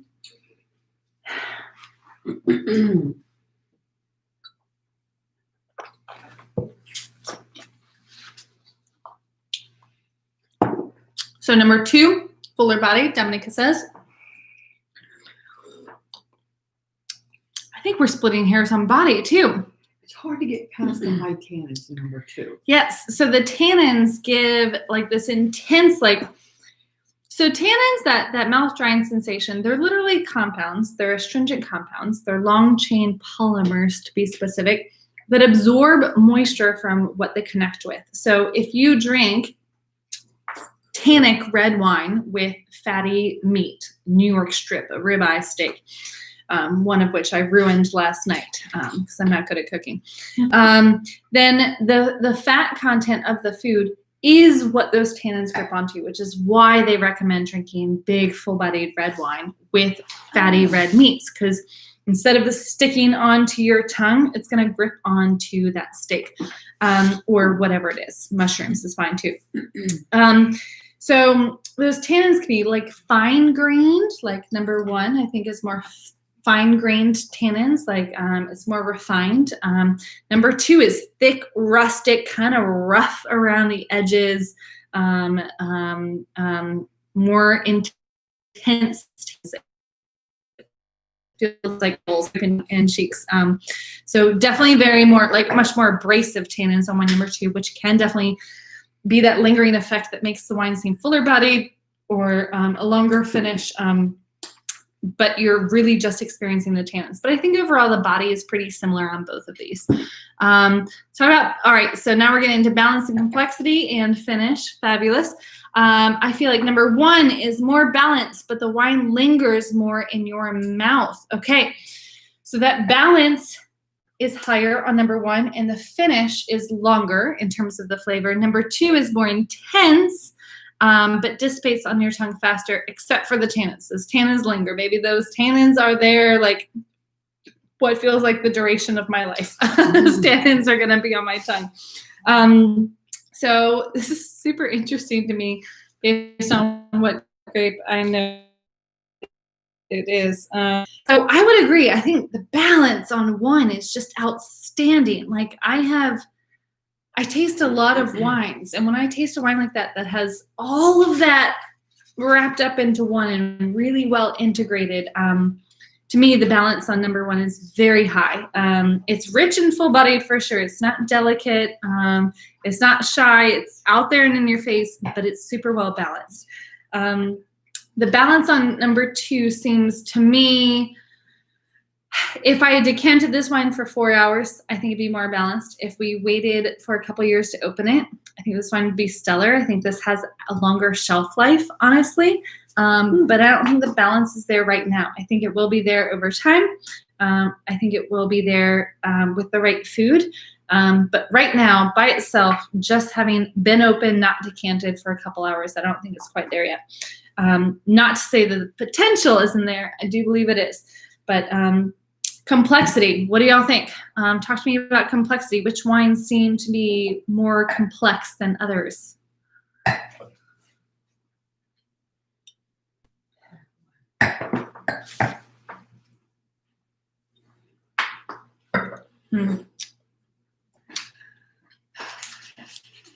Anyone have an opinion?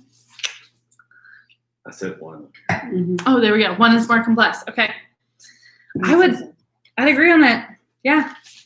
All right. Let's get to the conclusion stage.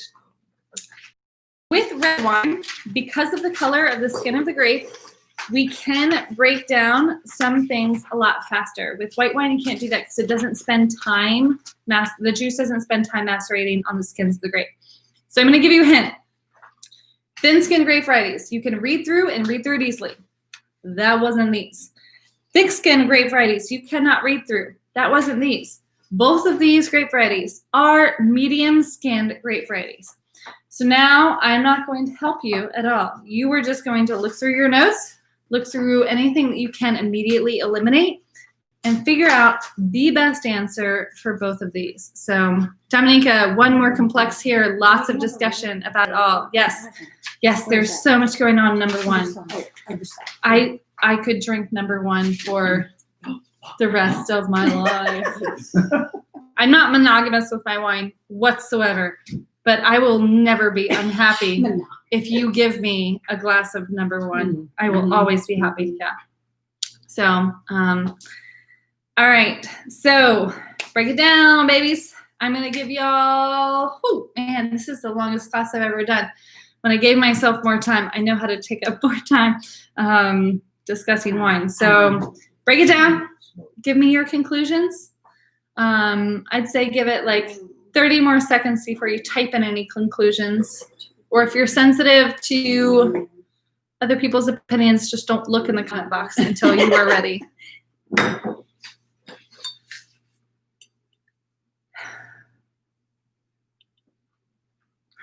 Yeah.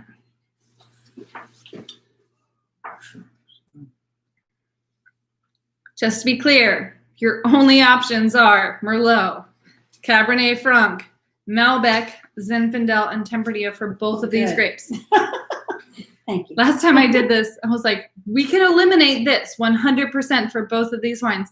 And then someone, like 20 seconds later, guessed that grape for both of the wines.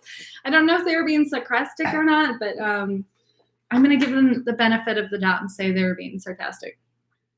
But aren't all of these medium tannin, medium acid, medium? Yeah, that's the problem with medium skin grape variety. They can be medium across the board. So structurally, you might not be able to break it down. Then it comes down to your own tasting notes more than structure itself. So across the board, yeah, all of these, medium to full bodied, medium to high tannins, medium acid, medium to high alcohol. Every single one of these grape varieties. So don't look on structure now. Now is where you look on actual tasting notes, what you smelled and tasted in these wines.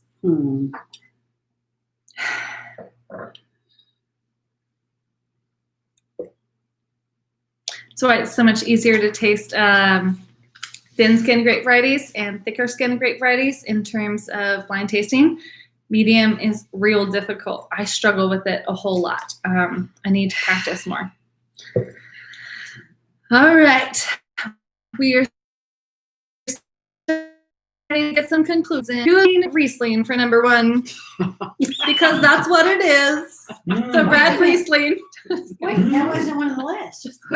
Totally, I was, totally kidding. I said on here, Peggy, All that you were right. drinking Do you some have an Smith extra- cover. you have an extra words. I do not. Okay, so, all right, interesting, fabulous. I don't want to say anything out loud, but I'm loving all these things. I said drinking. I'm also loving that y'all have like stuck with me for this long. I promise I think it will always be like this. I always run over time. All right, time for revealing.